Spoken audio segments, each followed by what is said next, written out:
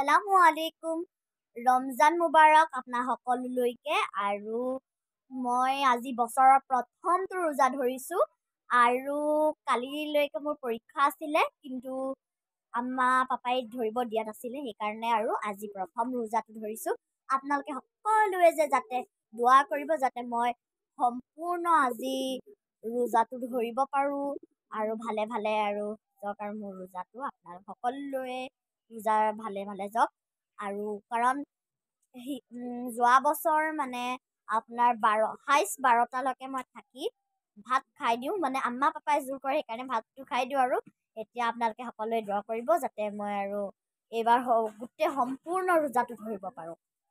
এয়া গা পা ধুই আহিলো আৰু এতিয়ালৈকে বাৰু আছো দেই।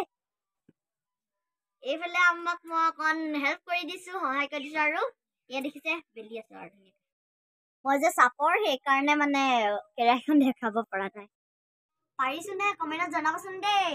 আম্মা মানে গোটেইখিনি বেলিলে কেইটামান থৈ দিছে আৰু মই অকণ সহায় কৰি দিছো।